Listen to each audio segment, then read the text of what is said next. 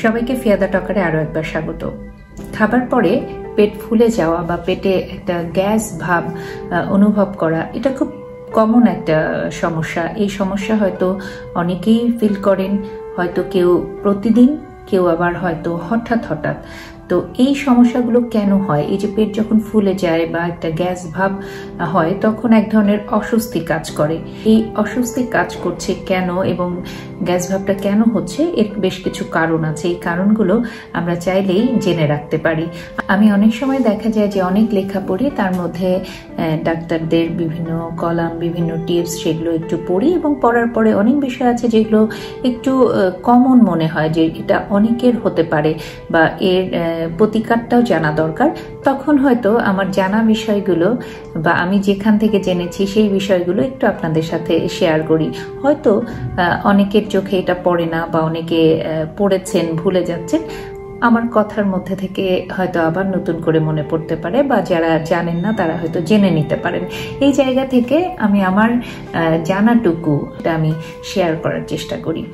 তো এই যে বিষয়গুলো বলছিলাম, যে খাওয়ার পরে পেট ফেপে যাওয়া বা ফুলে যাওয়ার একটা অন্যতম বড় কারণ হচ্ছে খাবারের সাথে বাতাস গিলে ফেলা। অর্থাৎ আপনি যখন খুব দ্রুত কোনো কিছু খাবেন, তখন তার সাথে বাতাসও আপনি গিলে ফেলবেন। এই আটকে থাকা বাতাসই আপনার পেটে জমা হয় এবং সে কারণে পেটটা ফুলে যায় বা গ্যাস ভাব হয়।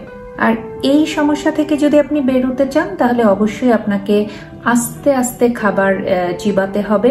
খাবার একটু একটু করে চিবিয়ে খাবারের স্বাদ গ্রহণ করতে হবে।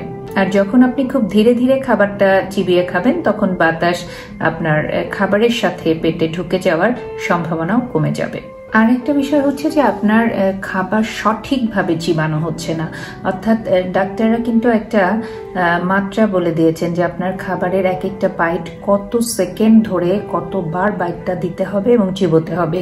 অ্যাটলিস্ট একটা খাবার প্রায় 34 টাইমস আপনার চিবাতে হবে। আর একটা হচ্ছে এই তাড়াতাড়ি খাওয়ার সাথে সাথে যে আপনি যখন খাবারটা সঠিকভাবে চিবাচ্ছেন না, অর্থাৎ যখন চিবানো হয় না, তখন আপনার খাবারটি পেটের বড় একটি অংশে গিয়ে আঘাত করে, যা হজম এনজাইমগুলোর কাজ করা কঠিন করে তোলে।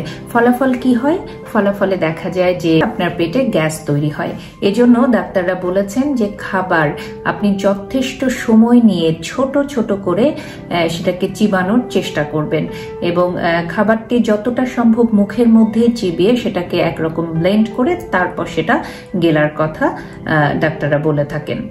পেট ফুলে যাওয়া বা পেটে গ্যাস ভাব অনুভব করার বড় একটি কারণ হচ্ছে যে আপনার পেট ভরার যে একটা সংকেত থাকে, সেটাকে আপনার অ্যাভয়েড করে যাওয়া বা উপেক্ষা করে যাওয়া। অর্থাৎ আপনার পেট ভরে গেছে, আপনি বুঝতে পারছেন, এরপরও যখন আপনি খেতে থাকেন, এই বিষয়টা যখন আপনি করবেন, তখন পেটের মধ্যে এমনিতেই আপনার খাবারের পরিমাণ বেড়ে গিয়ে পেটে গ্যাস ভাব তৈরি হয়।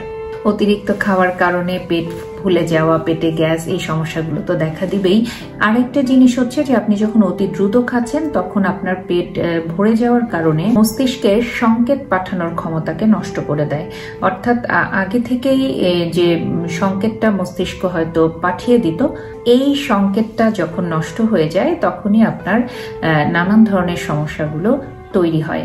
তাই আমরা যারা একটু ভোজন বিলাসী, তাদের খাওয়ার সময় একটু মাথায় রাখতে হবে যে পেটের সমস্যা, পেট ফোলা, গ্যাস ভাব, এগুলো যদি আমরা দূর করতে চাই, তাহলে খাবার যথেষ্ট সময় নিয়ে চিবাতে হবে। কোনোভাবেই খুব দ্রুত খাওয়ার কারণে বাতাস ভেতরে চলে না যায়। খুব দ্রুত যেন খাবারটা চিবানো না হয়, ছোট ছোট করে যেন খাবারটা চিবানো যায় এবং একই সাথে খাবারের স্বাদটা যেন আমরা খুব সুন্দরভাবে গ্রহণ করতে পারি, খাবারটা যথেষ্ট সময় নিয়ে চিবিয়ে খেতে পারি। তাহলে এই পেট ফুলে যাওয়া বা পেটের এক ধরনের অস্বস্তি কাজ করা, এই বিষয়গুলো আর ঘটবে না এবং আপনি খাওয়ার পরে কখনো অস্বস্তি বোধ করবেন না। তাই ডাক্তারদের পরামর্শগুলো আমাদের অবশ্যই মেনে চলতে হবে যদি আমরা সুস্থ থাকতে চাই, যদি আমরা ভালো থাকতে চাই, যদি আমরা পেটের অস্বস্তি দূর করতে চাই। ভালো থাকবেন সবাই। আবার নতুন কোনো বিষয় নিয়ে খুব দ্রুত ফিরে আসবো। চোখ রাখবেন ফিয়াদা টকারে।